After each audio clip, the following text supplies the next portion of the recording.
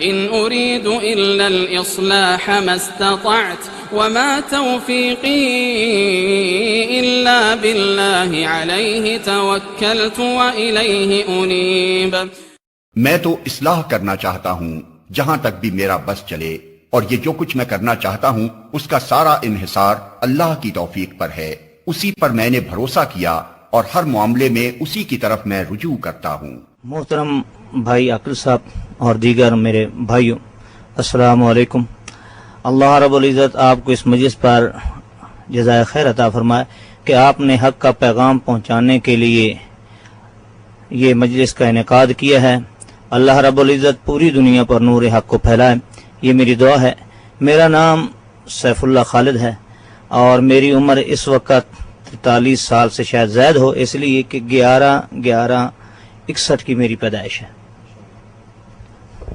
شیخ صاحب اللہ آپ کو جزائے خیر عطا فرمائے. ہم ایک عرصے سے یہاں جدہ میں ان علماء کرام کا انٹرویو اپنے اخوان تک پہنچا رہے ہیں، ان کی ملاقات یا ان کے تجربات ان سے حاصل کر کے. اس سے پہلے ہم نے دیوبندی مفتی کی توبہ کی کہانی ان کی زبانی ریکارڈ کی اور وہ الحمدللہ بہت اثر انداز ثابت ہوئی. تبلیغی نصاب کے بارے میں متعدد لوگوں کی کہانیاں ہم لوگوں نے ریکارڈ کری ان کی زبانی کے، وہ کیسے تبدیل ہوئے. آج الحمدللہ ہمارے درمیان آپ موجود ہیں. ہم آپ سے سب سے پہلے یہ پوچھنا چاہتے ہیں کہ آپ کا کس مسلک سے تعلق تھا، آپ کون سے امام کے ماننے والے تھے اور آپ نے مسلک اہل حدیث کیوں کر قبول کیا؟ شکریہ بھائی عاقل صاحب. میرا تعلق جو ہے وہ مسلکاً جو تھا وہ امام ابو حنیفہ رحمۃ اللہ علیہ کے مسلک پر، یعنی میں ان کا مقلد تھا. اور احناف کے اندر جو ہیں وہ کئی گروہ ہیں، یعنی بر صغیر کے اندر بریلوی بھی ہیں، دیوبندی بھی ہیں، اور ان کے علاوہ اور بھی کئی ناموں سے گروہ موجود ہیں. تو میرا تعلق جو ہے وہ علماء دیوبند کی جماعت سے تھا. علماء دیوبند کے ساتھ جب آپ تھے تو کیا ان کی تبلیغی جو دعوتی سرگرمیاں ہیں ان میں مصروف رہا کرتے تھے؟ میں نے 11 سال پڑھا ہے اور اس کے بعد میں نے 11 سال پڑھایا بھی ہے اور دعوتی تبلیغی سرگرمیوں میں رہا ہوں. تبلیغی جماعت میں بھی میں نے وقت لگایا ہے. اور ویسے جو بر صغیر کے اندر پاک و ہند کے اندر ایک دعوت تبلیغ کا طریقہ کار ہوتا ہے اسٹیج پر جلسوں میں تقریریں کرنا، تو یہ بھی میں کرتا رہا ہوں، اس لیے کہ میرے والد صاحب بر صغیر کے مشہور عالم ہیں علامہ احمد حسین خان صاحب ملتانی، اور ان کا ایک حلقہ احباب اتنا وسیع ہے، لاکھوں کی تعداد کے اندر ہے.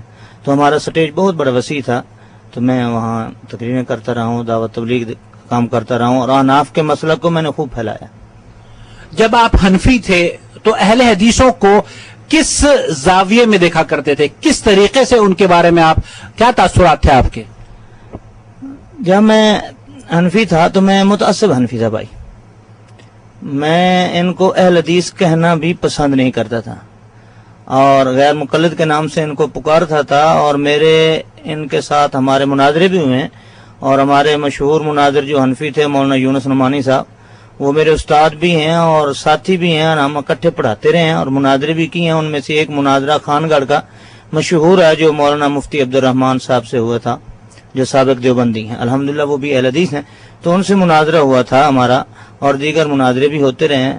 تو ہم ان کو اچھا نہیں سمجھتے تھے، بلکہ اچھا تو کیا ہم مسلمان نہیں سمجھتے تھے، بلکہ یہاں تک ہمارا تصور تھا، نظریہ تھا، لوگوں کو بتاتے تھے کہ یہ انگریزوں کا بنایا ہوا ایک پودا ہے.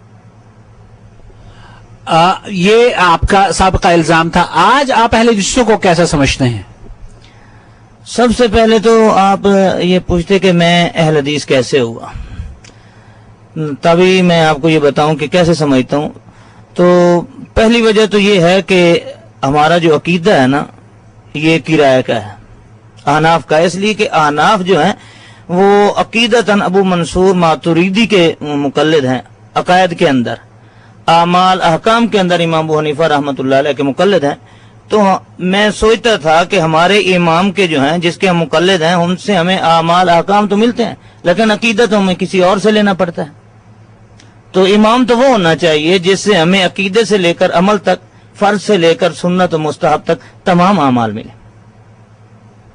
ان کے عقیدے میں صرف یہی خرابی آپ نے دیکھی یا کچھ اور خرابی بھی آپ نے دیکھی جو کہ آپ آج اہل حدیث ہونے کے بعد لوگوں کو بتانا چاہتے ہوں؟ عقائد کے اعتبار سے ہم چونکہ دیوبندی ہیں اور جتنے دیوبندی تھے تو دیوبند جو ہے وہ دیوبند ہوں یا بریلوی ہوں جتنے بھی ہیں یہ ابن عربی کے تصوف کے اندر مرید ہیں. اور ابن عربی جو ہے وہ بہت بڑا صوفی ہے اور وحدت الوجود کا قائل ہے. آپ جانتے ہیں کہ وحدت الوجود ہی کا وہ نعرہ لگایا تھا منصور نے جسے سولی پر لٹکایا گیا تھا. یعنی وحدت الوجود کا یہ مطلب ہے کہ ہر ایک چیز میں اللہ کی ذات ہے. یعنی یہ اللہ کے تمام روپ ہیں, میں ہیں, آپ ہیں, مخلوق کے اندر جو بھی ہے یہ سب اللہ کی شکلیں ہیں. اصل میں ساری چیز ایک ہے. یہی اس نے نعرہ لگایا تھا ان الحق کا. اور یہ لا الہ الا اللہ کے خلاف ہے کہ میں اور آپ سبھی الہ ہوں اور مخلوق کوئی ہو ہی نہیں, کوئی معبود ہو ہی نہیں.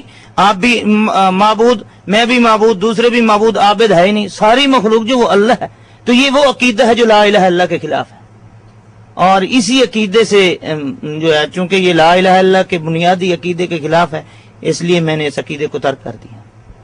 امام ابو حنیفہ رحمۃ اللہ علیہ کے بارے میں آپ کیا سمجھا کرتے تھے اور آج آپ ان کے بارے میں کیا خیال رکھتے ہیں؟ امام ابو حنیفہ رحمۃ اللہ علیہ کو پہلے ہمارا ان کے بارے میں یہی خیال تھا جیسے کہ دوسرے لوگوں کو ہوتا ہے کہ وہ مجتہد ہیں, امام ہیں, اور ہم ان کو امام اعظم کہا کرتے تھے. اور ہمارا یہ تصور تھا کہ امام اعظم امام ابو حنیفہ رحمۃ اللہ علیہ جو ہیں ان کا اجتہاد قرآن و حدیث کے عین مطابق ہے. یعنی ان کی کوئی اجتہادی بات قرآن و حدیث کے خلاف نہیں ہے. ہاں ہم نہ سمجھ سکیں تو علیحدہ بات ہے, لیکن ان کی ہر بات قرآن و حدیث کے عین مطابق ہے. یہ ایک ہمارا تصور یہ عقیدہ تھا, اس لیے کہ بچپن سے ہمیں جو ہے وہ یہی کتابیں پڑھائی جاتی ہیں اور ہم صرف ایک فقہ حنفی ہی کو پڑھتے ہیں اور آخری سال کے اندر دورہ حدیث کرایا جاتا ہے. تو ظاہر بات ہے ایک آدمی جب 7 سال 8 سال ایک فقہ پر لگاتا ہے تو ایک سال کے اندر اسے حدیث کی کوئی سمجھ نہیں آتی. آپ نے احادیث کی کون کون سی کتابوں کا مطالعہ کیا ہے؟ میں نے دورہ حدیث مکمل کیا تھا. مکمل جو کتابیں پڑھائی جاتی ہیں وہ میں نے پڑھی تھیں, لیکن یوں سمجھ لیجیے کہ زمانہ طالب علم میں ہمارے جو مدارس تھے احناف کے ان کے اندر احادیث کا دورہ کرایا جاتا ہے سال کے بعد, اور وہ بھی کتاب الصلاۃ تک چلتا ہے کہ چونکہ نبی اکرم صلی اللہ علیہ وسلم کی نماز محمدی اور نماز حنفی جو ہے اس میں اختلاف ہے. 53 مسائل کا کم از کم اختلاف ہے نماز محمدی اور نماز حنفی میں. تو وہ احادیثیں جو رسول اللہ صلی اللہ علیہ وسلم کی نماز کی آتی تھیں ہم ان کے اندر تعویل کرتے تھے, ہیرا پھیری کرتے تھے, اور اپنے امام کے قول کے مطابق بنانے کے لیے کسی کو منسوخ کہہ دیا, کسی کو کچھ کہہ دیا, کسی کو کچھ کہہ دیا. تو اس طریقے سے ہم نے حدیث پڑھی تھی. لیکن الحمدللہ جب اہل حدیث ہوئے تو پھر نئے سرے سے حدیث کا مطالعہ کیا تو اب ہمیں پتہ چلا ہے کہ حدیث رسول اللہ صلی اللہ علیہ وسلم ہم سے کیا مطالبہ کرتی ہے. آپ نے بھی فرمایا کہ آپ پہلے حنفی ہوتے ہوئے دیوبندی ہوا کرتے تھے, جبکہ دیوبند تو ہندوستان میں واقع ہے اور آپ پاکستانی ہیں. آپ دیوبندی کیسے ہو سکتے ہیں پاکستانی ہوتے ہوئے؟ جزاک اللہ. یہی چیز ہے, یہ ایک مصیبت ہے تمام لوگوں کے اندر کہ ہم نے اپنی اپنی نسبتیں جو ہیں وہ اپنے اپنے افراد اور اپنے بزرگوں اور اکابرین سے جوڑی ہوئی ہیں. چونکہ دیوبند کا جو ایک مخصوص گروہ ہے ان کے ایک مخصوص نظریات ہیں, ہمارے اساتذہ ہمارے آباء و اجداد اس نظریات کے حامل تھے تو اس لیے ہم دیوبندی کہلاتے تھے. جیسے کہ بریلوی مکتب فکر کے لوگ جو مولانا احمد رضا خان صاحب کے نظریات کے حامل ہیں وہ اپنے آپ کو بریلوی کہلاتے ہیں, اور جو لوگ علماء دیوبند کے نظریات کے حامل تھے وہ دیوبندی کہلاتے تھے. تو اس لیے ہم دیوبندی کہلاتے تھے, اور اس کے بعد اگر ہم سے کوئی پوچھتا تو ہم حنفی کہلاتے تھے.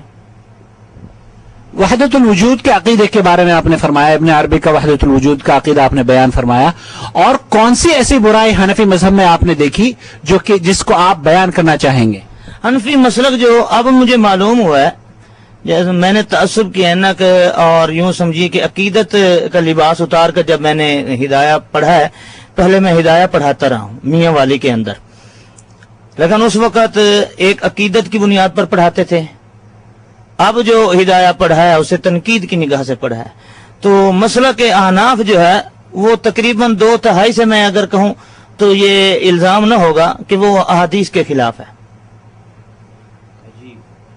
اس لیے ہم نے جو ہے مسلک احناف کو چھوڑ دیا ہے. اور اس کے لیے بھی ایک عجیب واقعہ ہے کہ میں اپنی مسجد کے اندر درس حدیث دیتا تھا, تو کئی مرتبہ ایسا ہوتا تھا کہ احادیث رسول اللہ صلی اللہ علیہ وسلم جب آتی تو ایک حنفی عالم ہونے کے ناطے مجھے معلوم تھا کہ یہ حدیث جو ہے ہمارے مسلک احناف کے خلاف ہے.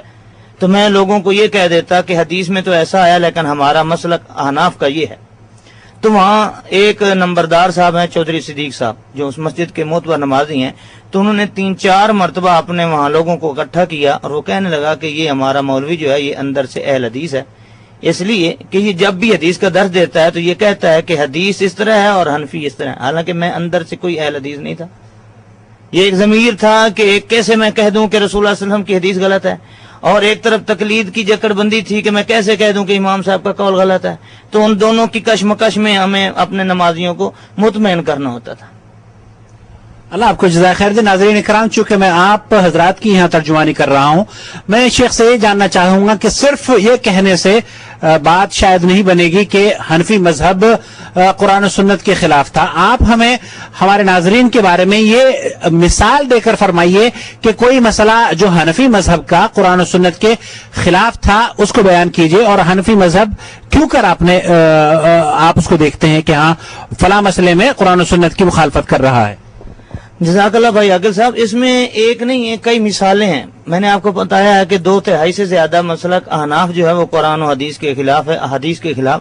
میں اب سب سے پہلے قرآن مجید کی چند آیات کے حوالے سے آپ کو بتانا چاہتا ہوں کہ قرآن مجید کے اندر یہ ہے اور احناف کے جو مسئلہ ہے وہ یہ ہے۔ مثال کے طور پر قرآن مجید کے اندر اللہ تعالیٰ فرماتے ہیں انما المشرکون نجس فلا یقربوا المسجد الحرام۔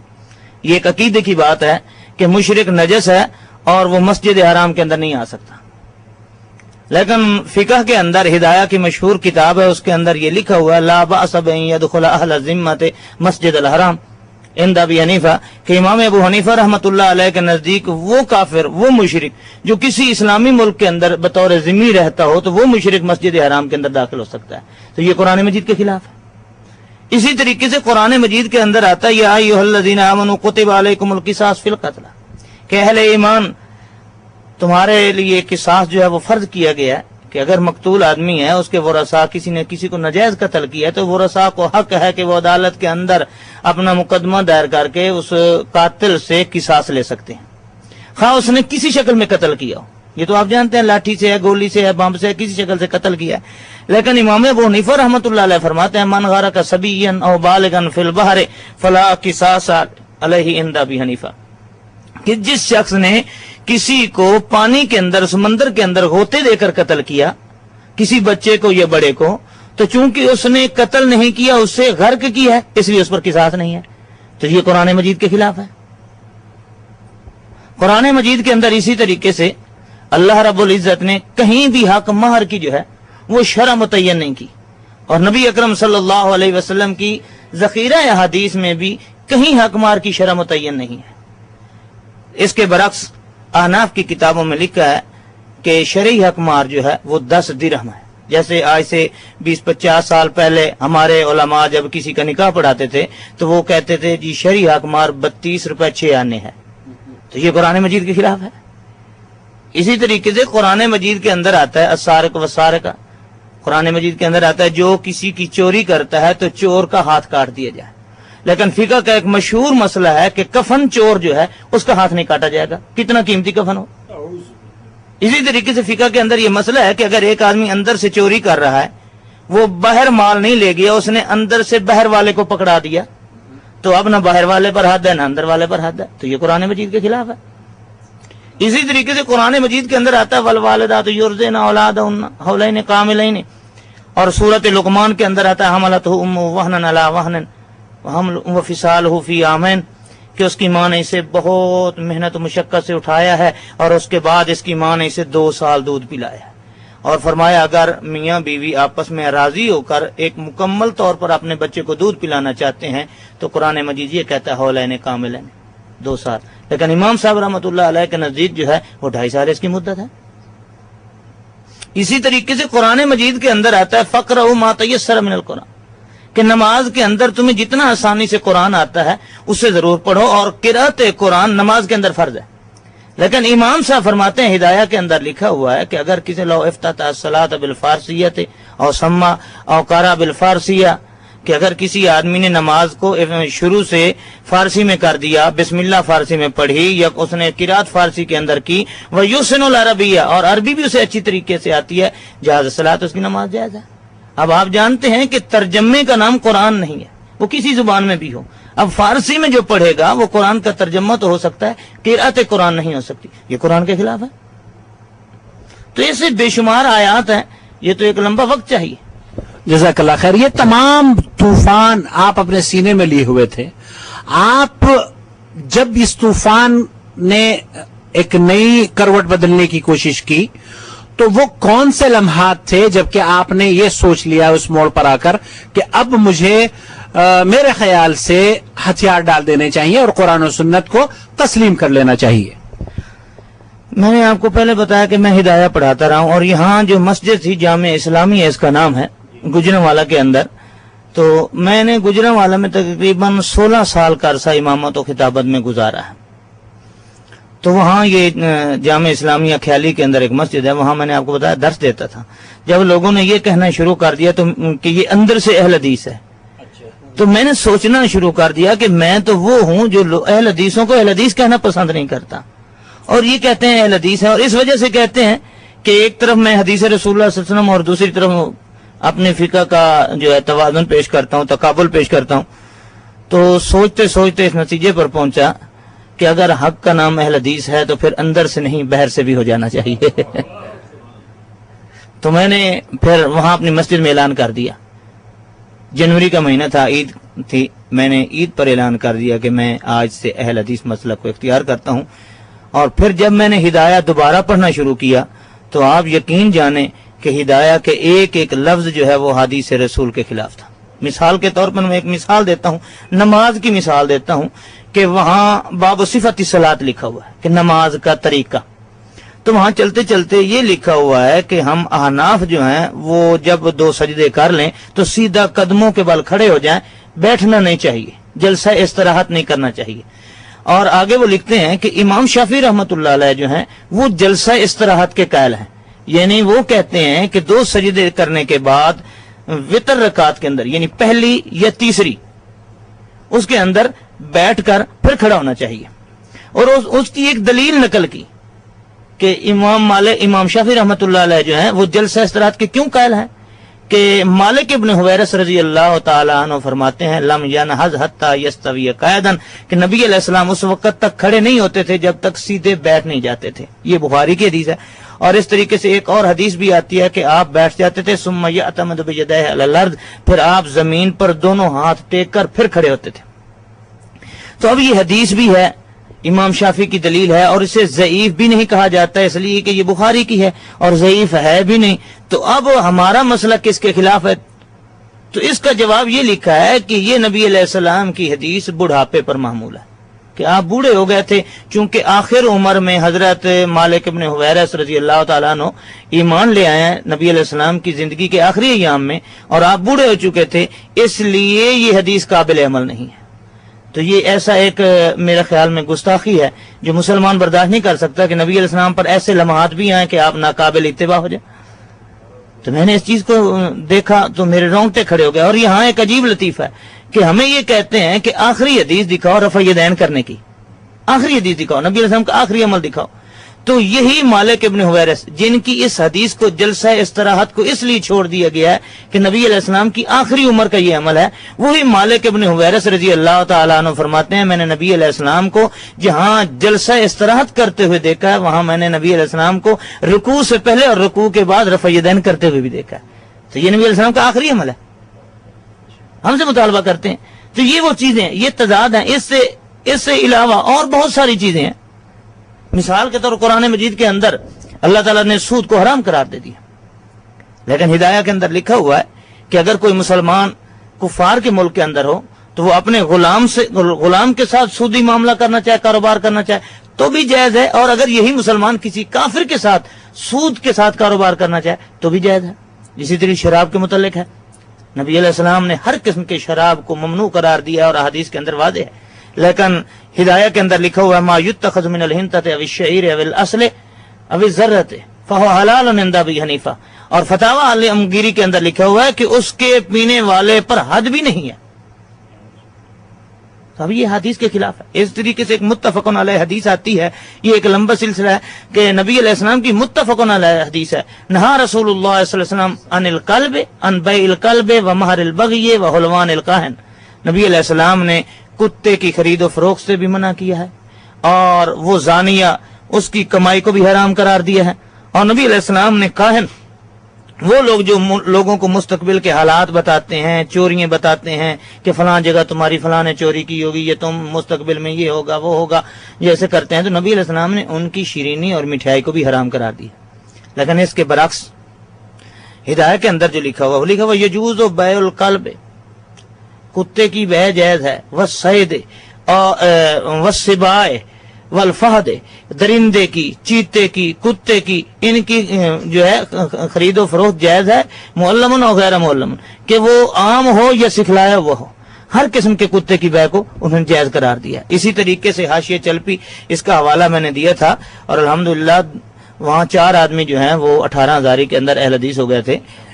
تو اس کے اندر لکھا ہوا امام صاحب کا یہ قول کہ اگر ایک عورت اپنے آپ کو کرائے پر وہ زنا کراتی ہے, معاذ اللہ, اللہ ہر مسلمان کی عزت کو محفوظ فرمائے, ایک عورت ہے وہ طائفہ ہے اور وہ زنا کی بدکاری کی اجرت لیتی ہے, تو امام صاحب فرماتے ہیں کہ اگرچہ اس کا فعل گندہ ہے, فعل حرام ہے, لیکن اس کی یہ اجرت, اس کی کمائی جو ہے یہ حلال بھی ہے اور پاک بھی ہے, اور نبی علیہ السلام نے اسے منع فرمایا.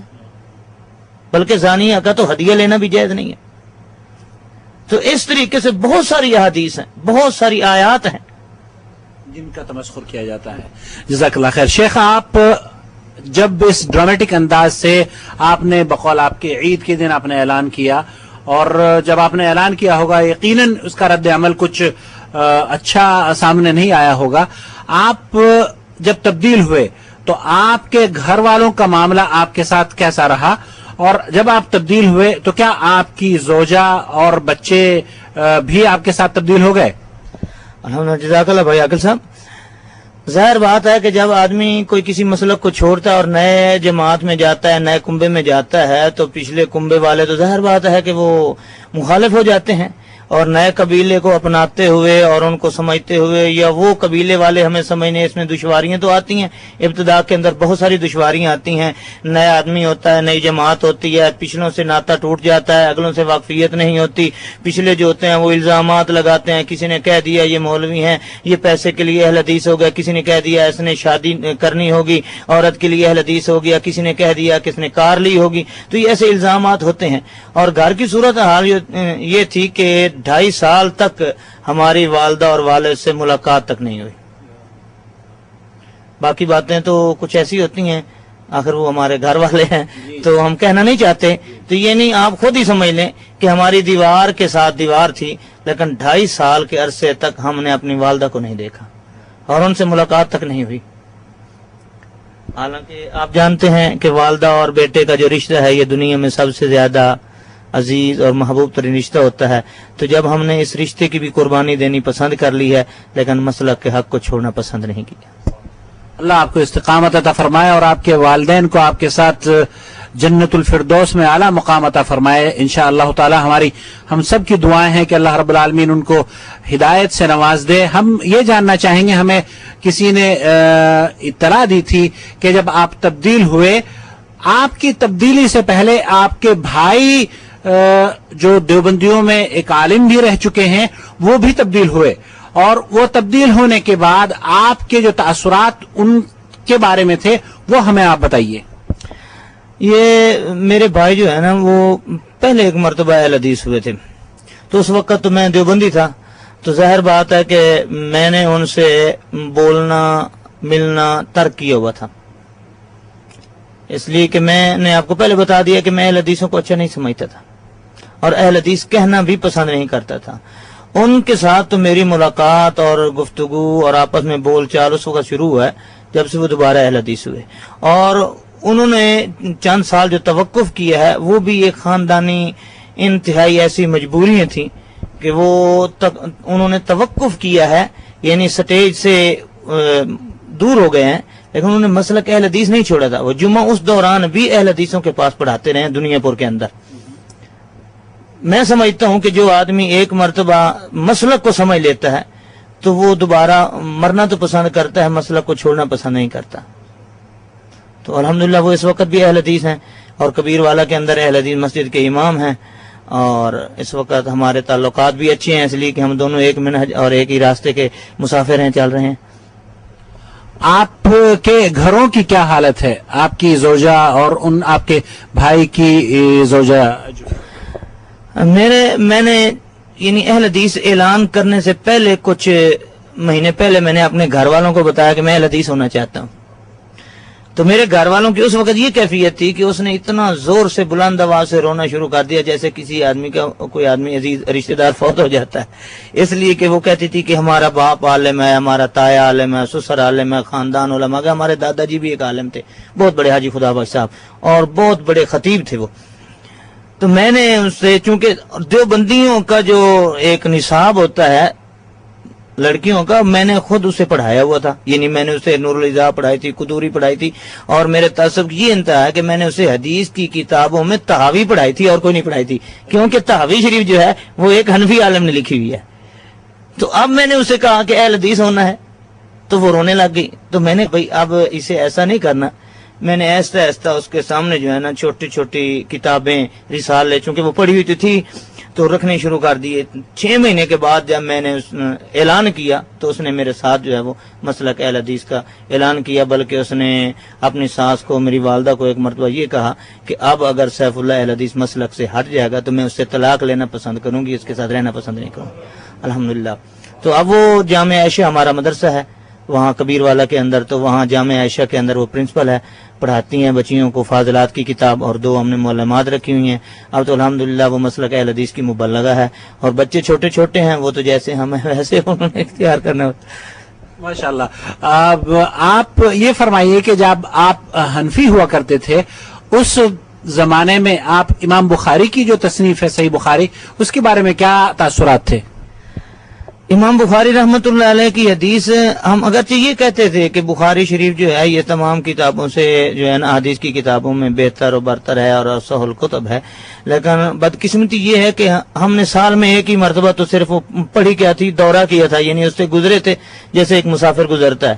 تو ہم نے حدیث کو پڑھا ہی نہیں تھا، اور جو پڑھی تھی تو اس ناج سے استادوں نے، اساتذہ نے پڑھائی تھی کہ دیکھو جی امام صاحب یہ کہتے ہیں، اور امام صاحب جو ہیں یہ سن 80 ہجری کے ہیں، اور یہ بعد کے اندر ہیں، وہ ان کا تقوی، ان کا علم، ان کا اتحاد جو ہے، یہ مقلد ہیں امام شافعی کے. کبھی کہا جاتا ہے یہ امام احمد کے مقلد ہیں، کبھی یہ کہا جاتا ہے کہ یہ امام بخاری جو ہیں یہ بھی مجتہد ہیں، اور امام ابو حنیفہ رحمۃ اللہ علیہ بھی مجتہد ہیں، اور یہ بعد کے ہیں، ان کے شاگردوں کے شاگردوں کے شاگرد ہیں، اور وہ استادوں کے استادوں کے استاد ہیں. تو اس لیے ان کے اجتہاد جو ہے وہ ان سے برتر ہے. تو لہٰذا ہم بخاری شریف کی حدیث کو تعویل کے ساتھ چھوڑ دینا پسند کرتے تھے، لیکن قول امام کو چھوڑنا پسند نہیں کرتے تھے.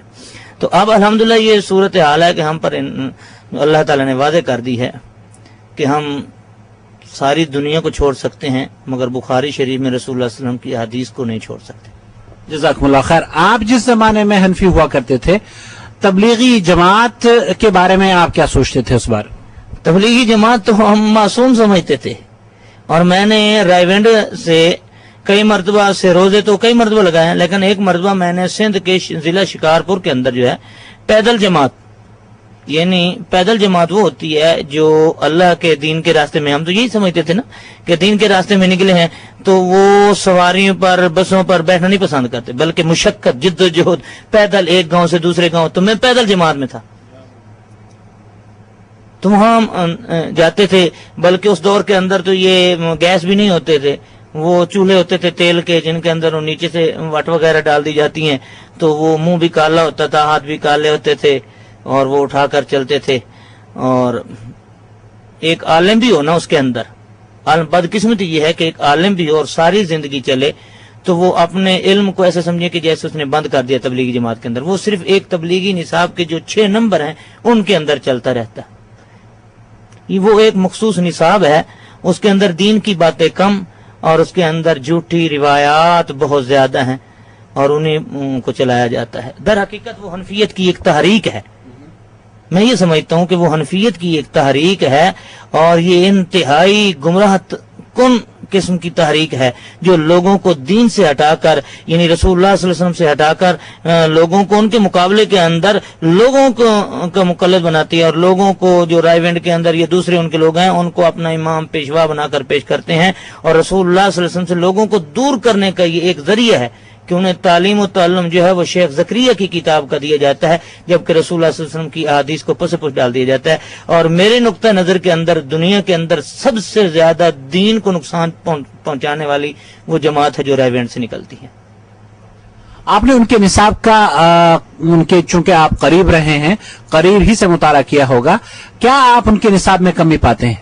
ان کے نصاب کے اندر اگر فرض کرو میں ایک مثال دیتا ہوں کہ اگر 1000 حدیث ہے اس کے اندر نقل ہے تو اس کے اندر 998 حدیثیں جو ہیں وہ جھوٹی منکڑت اور موضوع اور ضعیف ہیں. تو اب آپ یہ اندازہ لگا لیں کہ ایک مسلمان آدمی ساری زندگی ضعیف حدیثوں پر موضوع اور من گھڑت باتوں پر چلتا رہے تو وہ اسلام کے راستے پر کیسے پہنچے گا؟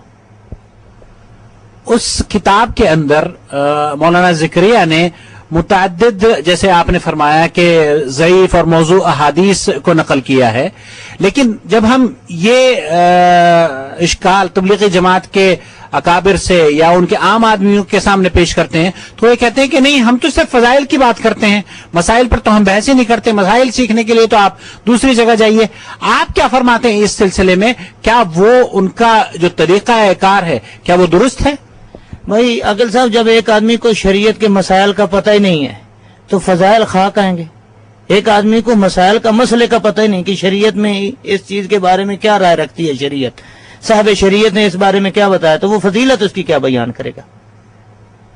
جزاکم اللہ خیر. آپ جن علماء دیوبند کے ساتھ مدارس میں پڑھا رہے تھے ان تک جب یہ بات پہنچی, کیا ان لوگوں نے آپ کے ساتھ کوئی ایسا ساتھی آپ کے ساتھ ہے جو کہ آپ کے ساتھ تبدیل ہوا ہو یا آپ سے متاثر ہوا ہو؟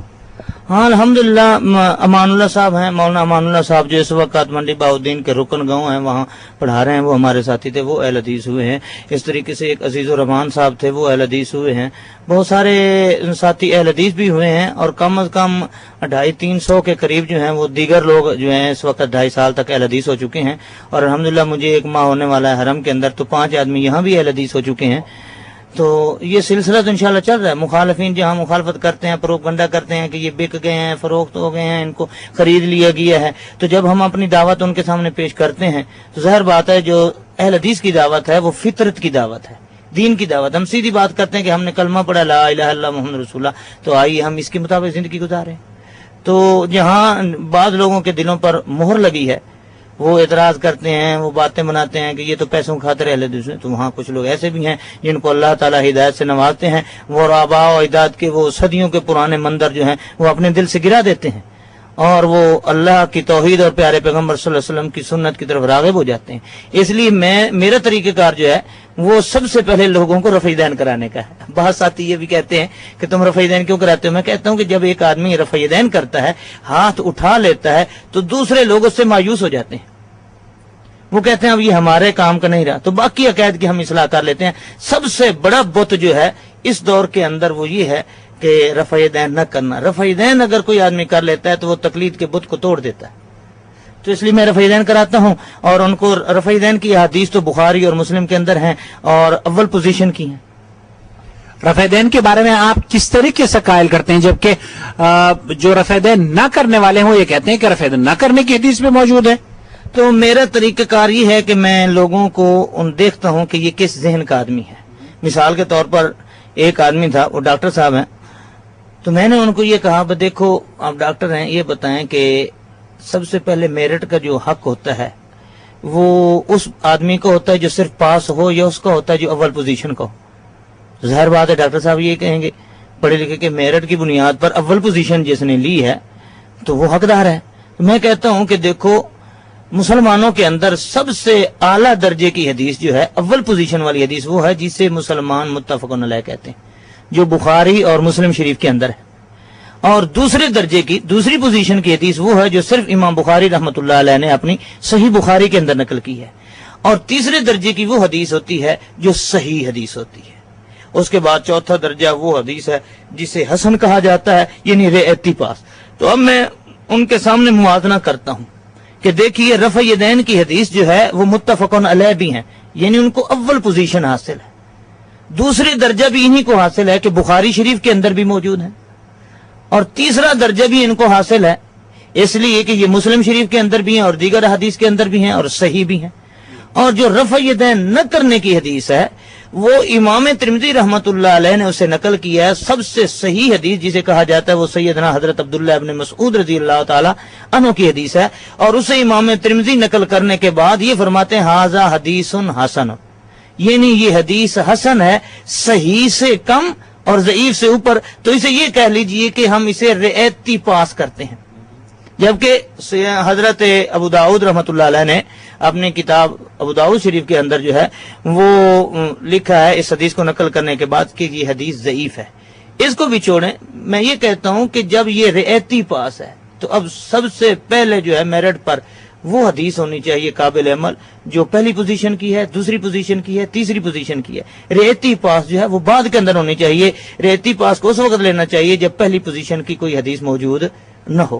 اور تیسری چیز یہ ہے کہ 4 ائمہ کرام جن کا اس وقت مذہب چل رہا ہے ان میں سے 3 ائمہ کرام رفع یدین کے قائل ہیں، تب ظاہر بات ہے کہ 3 امام ایک طرف ہیں اور 1 امام ایک طرف ہے۔ جب 4 ججوں میں سے 3 جج ایک طرف فیصلہ دے رہے ہوں تو ایک آدمی کا اختلافی نوٹ تو ہو سکتا ہے، اسے فیصلہ نہیں کہا جا سکتا، تو گویا کہ 4 ائمہ میں سے 3 نے فیصلہ دے دیا کہ رفع یدین سنت ہے۔ تو یہ وہ باتیں ہیں جو عام آدمی کو اپیل کرتی ہیں، جیسے لوگ رفع یدین کرنا شروع کر دیتے ہیں، جب رفع یدین کرتے ہیں تو لوگ کہتے ہیں دیکھو جی یہ غیر مقلد ہو گیا ہے، وہابی ہو گیا ہے، تو اس کو چھوڑ دیتے ہیں، وہ چھوڑ دیتے ہیں اور ہم اسے قبول کر لیتے ہیں، تو بعد کے اندر اس کا عقیدہ بھی ٹھیک ہو جاتا ہے۔ جزاک اللہ خیر۔ یہ فرمائیے جس زمانے میں آپ حنفی تھے دیوبندی، بریلویوں کے بارے میں آپ کے کیا خیالات تھے؟ اس زمانے کی میں بات پوچھنا چاہتا ہوں، آج کی نہیں۔ بریلویوں کے دیوبندیوں کے اندر بھی 2 گروہ ہیں، ایک حیاتی ہیں ایک مماتی ہیں۔ جو حیاتی ہیں وہ بریلویوں کے وہ بھی قریب ہیں، اس لیے کہ عقیدہ جو ہے ان کا وہی ہے جو بریلویوں کا ہوتا ہے۔ آپ ارواح ثلاثہ پڑھ کر دیکھ لیں، اس کے اندر میں ایک مثال کے طور پر سمجھاتا ہوں عقیدت کی بات کہ مولانا یعقوب نانوتوی جو ہیں وہ فرماتے ہیں، مولانا قاسم نانوتوی جو بانی دارالعلوم دیوبند ہیں ان کے بارے میں فرماتے ہیں کہ حضرت قاسم نانوتوی جو تھے یہ انسانیت سے ماورا تھے، یہ ملک مقرب تھے، فرشتے تھے اور انسانی بھیس بدل کر آئے تھے۔ تو جب وہ اپنے ایک بزرگ کے بارے میں یہ انسانی سے تسلیم نہیں کرتے، وہ کہتے ہیں یہ نوری ہیں، تو بریلوی اگر نبی علیہ السلام کو نور کہہ دیں تو کیا فرق پڑتا ہے؟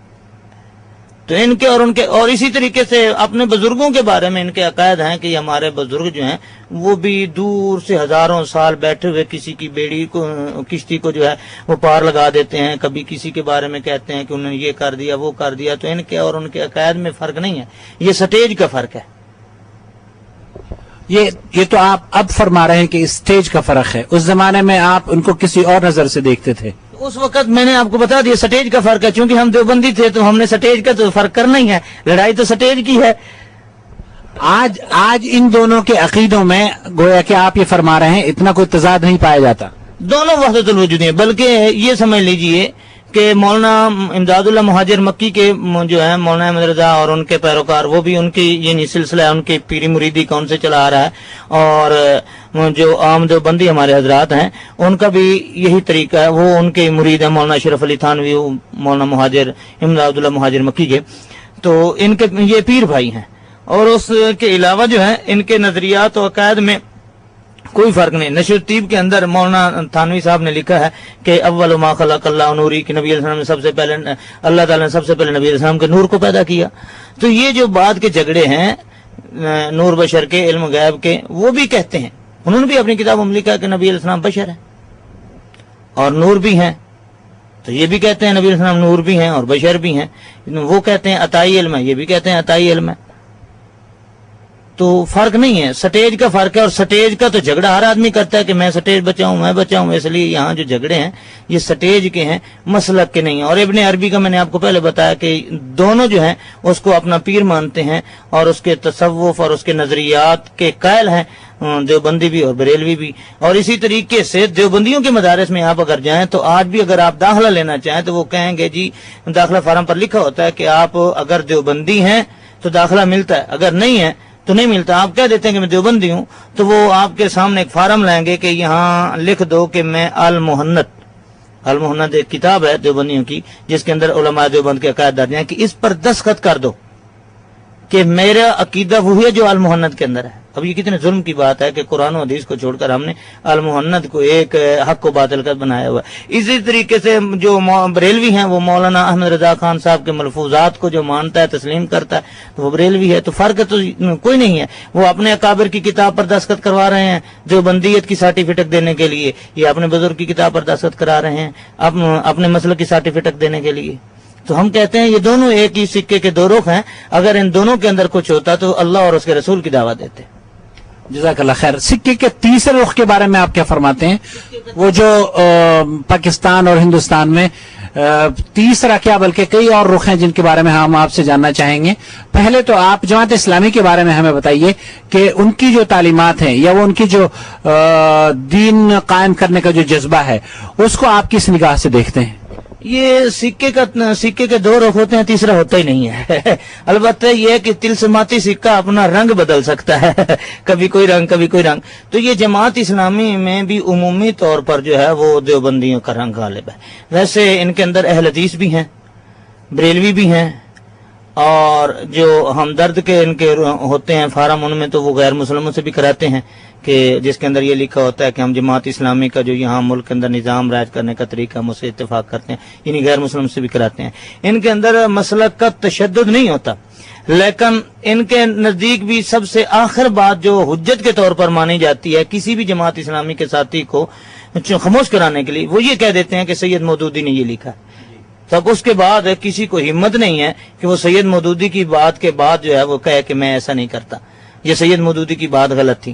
تو یہ ایک عمومی رواج پایا جاتا ہے, ورنہ اس کے اندر اہل حدیث بھی ہیں اور ان کا طریقہ جو ہے یہی ہے کہ ان کا مقصد تو ہے ووٹ بڑھانا, یعنی کہ لوگوں سے انتخابات اور سیاست. اس لیے وہ سیاست اس لیے وہ کسی خاص مذہب کا اپنے اوپر لیبل نہیں لگاتے, لیکن عمومی طور پر جو ہے ان میں وہ دیوبندی ہیں.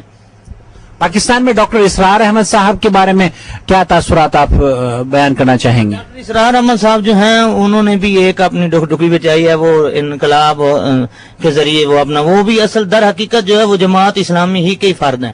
وہ آپ کو پتا ہے کہ جمعیت کے ناظم تھے اور ان سے مولانا صاحب کی وجہ سے اختلاف کی وجہ سے ایک علیحدہ تنظیم بنائی. اب وہ یہ کہتے ہیں کہ طریقہ کار ان کا بھی وہی ہے, لیکن وہ انتخابات کے قائل نہیں ہے. وہ کہتے ہیں انقلاب کے ذریعے جو ہے حکومت آئے گی اور انقلاب کے ذریعے جو ہے ہم تبدیلی لا سکتے ہیں. یہ کہتے ہیں کہ انتخاب کے ذریعے ہو. بس یہ ایک نقطہ ان کے درمیان میرے خیال میں اختلاف کا ہے. پاکستان میں ایک اور شخصیت آج کل ابھر کر آ رہی ہے جسے لوگ ٹی وی پر بہت زیادہ مشہور کر رہے ہیں, جاوید غامدی کے نام سے. آپ اس کے بارے میں کیا فرماتے ہیں؟ غامدی صاحب جو ہیں ان کے تو مغلظات جو اکثر بیشتر قرآن و سنت کے خلاف ہیں, اور پاکستان کے علماء تقریباً تمام مکاتب فکر جو ہے اس کے مغلظات اور ان کے تفردات سے جو ہے وہ برات کا اظہار کرتے ہیں. اور مرکزی جمعیت اہل حدیث کے اندر تو باقاعدہ ایک مضمون رسالے کے اندر آتا ہے, ہفت روزہ اہل حدیث کے اندر, جو اس کے تفردات اور اس کے قرآن و سنت کے متصادم جو جدید نظریات ہیں, یعنی میں اسے الہاد کہوں گا, اس کے ملحدانہ جو نظریات ہیں اس کا جو خوب جو ہے پردہ چاک کیا جا رہا ہے اور اس کا آپریشن کیا جاتا ہے. اور مرکزی جمعیت اہل حدیث ہفت روزہ کے اندر جو ہے وہ اور جماعت الدعوہ غزوہ کے اندر اور دیگر اپنے رسائل کے اندر اس کی تردید کر رہی ہے. لیکن چونکہ یہ میڈیا کو استعمال کر کے ہر گھر میں ان کی تعلیمات پہنچ رہی ہیں, اور ہمارے یہاں سو کالڈ جو سلفی مکتب فکر کے حامل قائدین ہیں ان کے یہاں میڈیا کا استعمال نہیں ہے. آپ کیا ضرورت محسوس کرتے ہیں کہ اسلامی نشر و اشاعت کے لیے ٹی وی چینل کا آغاز ہونا چاہیے؟ ہاں, یہ میڈیا جو ہے اس کا تو استعمال ہے. اصل میں بعض لوگ جو ہیں وہ اس کی صحیح صورتحال کو سمجھ نہیں پائے. وہ یہ سمجھتے ہیں کہ یہ میڈیا کے اندر ٹی وی کے اندر یا انٹرنیٹ کے اندر تصویر ہوگی اور یہ حرام ہے, یہ ہے وہ, یہ چیز نہیں ہے. بلکہ میں اسے تصویر نہیں سمجھتا. ٹی وی کے اندر جو ہوتا ہے یہ ایک تمثیل ہے, عکس ہے. جیسے آپ آئینے کے اندر اپنی صورت دیکھتے ہیں اور اگر آپ آنکھیں بند کرتے ہیں تو آئینے کے اندر آنکھیں بند ہو جاتی ہیں, اگر آپ منہ کھولتے ہیں منہ کھولنا شروع ہو جاتا ہے. تو یہ ایک آئینہ ہے, عکس ہے, تمثیل ہے. تو تمثیل اور تصویر کے اندر فرق ہے. تو تمثیل جو ہے وہ تو ناجائز نہیں. نبی علیہ السلام نے خود آئینہ دیکھا ہے, پانی کے اندر آپ کا عکس آتا ہے. اور میڈیا جو ہے یہ تو ایک جدید صورت ذرائع ابلاغ ہیں اپنی بات پہنچانے کے. یہ بذات خود خراب نہیں ہے, استعمال کی بات ہے. اگر یہ اچھے لوگوں کے ہاتھ میں ہوگا تو اچھا ہوگا, اگر برے لوگوں کے ہاتھ میں ہوگا تو برا ہوگا. جیسے میری زبان ہے, میں اسے جیسے استعمال کروں. میری آنکھ ہے, اگر میں اسے ناجائز استعمال کرتا ہوں, ان چیزوں کو دیکھتا ہوں جن کا دیکھنا اللہ نے حرام کیا ہے, تو اس کا یہ مطلب نہیں کہ یہ آنکھ ہی سرے سے نہیں ہونی چاہیے. یہ ہونا چاہیے کہ اس کا استعمال غلط نہیں ہونا چاہیے. تو میڈیا ہونا چاہیے, بلکہ سلفی لوگوں کو تو اس کے بارے میں جہاں کفار اپنی یلغار کر رہے ہیں تو ان کا ایک مستقل نہیں کئی چینل ہونے چاہیے, اور اس کے لیے جدوجہد کرنی چاہیے, اور علماء کو اس کے اندر ورک کرنا چاہیے. اور جو لوگ اس چینل کی جدوجہد کے اندر ہیں, علماء کو ان کی بھرپور طور پر حمایت کرنی چاہیے اور لوگوں کی ذہن سازی کرنی چاہیے کہ یہ چینل ضرور ہونے چاہیے. جزاک اللہ خیر. جو ساتھی آپ کے ابھی اہل حدیث نہیں ہوئے ہیں اور ابھی بھی وہ مکتب فکر جو آپ کا سابقہ مکتب فکر ہے اسی سے منسلک ہیں, یا علماء دیوبند کو بالعموم آپ کوئی نصیحت فرمانا چاہیں گے, کوئی پیغام اس اسٹیج سے دینا چاہیں گے؟ میں یقیناً یہ کہنا چاہوں گا کہ اگر کوئی شخص اپنی عاقبت سنوارنا چاہتا ہے, اس لیے کہ دن قیامت کے جو سوال ہوگا وہ دیوبندیت, بریلویت یا حنفیت, شافیت کے بارے میں نہیں ہوگا. سب سے پہلا جو سوال ہوگا توحید کا, اور اس کے بعد رسالت کا ہوگا کہ تم نے کسے مانا تھا, کس کے مطابق زندگی گزاری تھی. اور قبر کے اندر بھی جو سوال ہوگا تو وہ نبی کے بارے میں ہوگا, تمہارا دین کیا تھا, تمہاری زندگی گزارنے کا طریقہ کیا تھا, اور تم نے اپنا نبی اور پیشوا کسے مانا تھا. تو اس لیے میں تمام دیوبندیوں کو اور ہر اس شخص کو جو اس وقت بھی رسول اللہ صلی اللہ علیہ وسلم کے طریقے سے ہٹ کر زندگی گزار رہا ہے کہ وہ اللہ کے لیے پلٹ آئے, اپنی آخرت کو سنوارے, اور بغیر کسی تعصب کے وہ اللہ اور اس کے رسول کے طریقے پر چل کر اپنی آخرت کو سنوارے اور وہ جہنم کی آگ سے بچ جائے. میں سمجھتا ہوں کہ جو شخص صراط مستقیم سے ہٹ جاتا ہے وہ کبھی کامیاب نہیں ہوتا, اور صراط مستقیم جو ہے وہ صراط الذین انعمت علیہم, سب سے پہلے منعم علیہ لوگ جو ہیں وہ انبیاء ہیں. اور ہمارا ایمان ہے سلفی لوگوں کا کہ پوری کائنات میں سب سے زیادہ اللہ کا انعام جو ہے وہ امام الانبیاء حضرت محمد رسول اللہ صلی اللہ علیہ وسلم پر ہوا ہے. تو گویا کہ صراط الذین انعمت علیہم میں ایک آدمی سورۃ فاتحہ جب پڑھتا ہے تو یہ دعا کرتا ہے کہ اللہ مجھے رسول اللہ صلی اللہ علیہ وسلم کے طریقے پر چلنے کی توفیق عطا فرما. تو میری دعا ہے, اور میں یہ پیغام بھی دینا چاہوں گا کہ تعصب اور ضد کو چھوڑ دیں. تعصب اور ضد نے ہمیشہ دنیا کو گمراہ کیا ہے, اور صراط مستقیمی سے کامیابی ہوئی ہے, اور سلفی راستہ قرآن و سنت کا راستہ ہے. لوگ اگر اس طرف آ جائیں گے تو دنیا بھی کامیاب ہوگی اور آخرت بھی کامیاب ہو جائے گی. جزاک اللہ خیر. آج آپ اہل حدیث ہیں, آپ ہماری جماعتوں کی جو کارکردگی ہے اسے قریب سے دیکھ رہے ہیں. کیا یہ جو کارکردگی آپ دیکھ رہے ہیں دعوتی فیلڈ میں, اس کو آپ کس انداز سے دیکھتے ہیں؟ کیا یہ قابل تحسین ہے یا اس میں مزید کچھ تبدیلی کی ضرورت ہے؟ ہاں, دعوت و تبلیغ کا کام تو ہو رہا ہے, یقیناً ہو رہا ہے, لیکن میں یہ سمجھتا ہوں کہ جس طریقے سے کفر کی ایک یلغار ہے اور ہر طرف سے بے دینی اور ہر طرف سے باطل نظریات والے رات دن محنت کر رہے ہیں, جد و جہد کر رہے ہیں, اس کے مقابلے میں ہم پر جو ہے وہ زیادہ فرض بنتا ہے, ہماری ذمہ داری زیادہ ہے, اس لیے کہ ہم داعی ہیں اس بات کے کہ ہم حامل قرآن و سنت ہیں, ہم صحیح دین کے وارث ہیں, ہم انبیاء کے وارث ہیں. تو ہماری یہ ذمہ داری اس سے کہیں زیادہ بڑھ جاتی ہے کہ ہم کفر کا مقابلہ کرنے کے لیے رات دن کام کریں, اور آپس کے اندر اگر کہیں اختلافات ہیں تو ان کو ختم کر دیں. یعنی طریقہ کار میں اختلاف ہے ہمارا, سلفیوں کے اندر طریقے دعوت و تبلیغ کے طریقہ کار کے اندر تو اختلاف ہو سکتا ہے, نظریات کے اندر الحمدللہ سلفیوں کا کوئی اختلاف نہیں. تو ہم اپنے اپنے طریقوں کو مل بیٹھ کر کوئی ایسا راستہ نکالیں کہ جس سے ہم دعوت و تبلیغ کو اور زیادہ تیز کر سکیں, بنسبت اس کے کہ ہم اپنی پارٹیوں کو تیز کریں, اپنے نظم کو زیادہ بڑھائیں.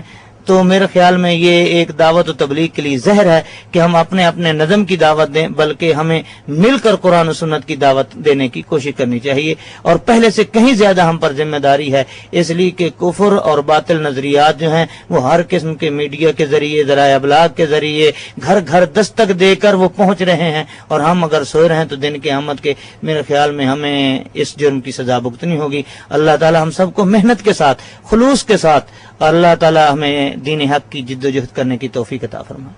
آمین. آپ کے بھائی سے جب آپ کے تعلقات خراب ہوئے, ان کی تبدیلی کے بعد उस वक्त आप से क्या उनके कुछ मुनाजरे हुए आपके और उनके दरमियान? हमारी भाई से कोई बात, कोई मुनाजरा नहीं हुआ, इसलिए कि मैं तो उनसे बात करना भी पसंद नहीं करता था। मैंने आपको बताया कि उस अरसे के अंदर मैंने उससे किसी किस्म का कोई ताल्लुक नहीं रखा। उससे ताल्लुक उस वक्त हुआ है जब वो भी अहल हदीस था और मैं भी अहल हदीस हो गया, अल्हम्दुलिल्लाह।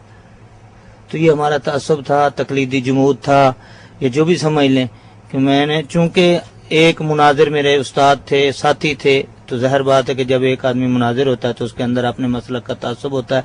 ये तो अल्लाह ताला का शुक्र है, और उसका जितना शुक्र अदा करूं उतना कम है कि उस खालिक की कायनात ने इस तअस्सुब के बावजूद उसने मुझे शाहराह हिदायत पर डाल दिया है और अल्लाह ने सिरात मुस्तकीम पर चला दिया है। ये उस खालिक का एहसान है, मैं उसका जितना भी शुक्र अदा करूं कम है। आप जिस मस्जिद या आज मदरसे के जिम्मेदार हैं उसकी क्या कैफियत है और वहां की दावती सरगर्मियों के बारे में आप बयान फरमाइए। हमारा इलाका जो है वो कबीर वाला है, जिला खानेवाल, पंजाब के अंदर जिला खानेवाल कबीर वाला है। कबीर वाला के अंदर सल्फी लोग नहीं है, यानी अहल हदीस जमात नहीं है, इसलिए हमारी वहाँ सिर्फ पूरे सिटी के अंदर, वो सब डिवीजन है, पूरे सिटी के अंदर एक मस्जिद है जो 1.5 किलोमीटर हमारे घरों से दूर है। वहाँ हमारे लिए मस्जिद की अशद ज़रूरत है, लेकिन चूंकि हमारी वहाँ जमात नहीं है इसलिए वहाँ हम मस्जिद के लिए ज़मीन नहीं खरीद कर सकते। तो जब अल्लाह ताला कहीं से कोई असबाब पैदा कर देगा तो मस्जिद के लिए जगह खरीद करेंगे। और आप जानते हैं कि दावत और तबलीग जो है वो मस्जिद से होती है। मस्जिद में अजान आएगी, कारी होंगे, नमाज होगी, बच्चे पढ़ेंगे। अब तो मैं बदकिस्मती से ये कह सकता हूँ कि जब से मैं अहल हदीस हुआ मेरे बच्चे किसी मदरसे और मस्जिद में कुरान पढ़ने के लिए नहीं जाते। हम नमाज घर के अंदर पढ़ रहे हैं। मेरा बड़ा बच्चा जो 5वीं के अंदर है, जब देवबंदी थे हम तो उस वक्त उसने 30वां पारा हिफ्ज कर लिया था और 29वीं के अंदर था।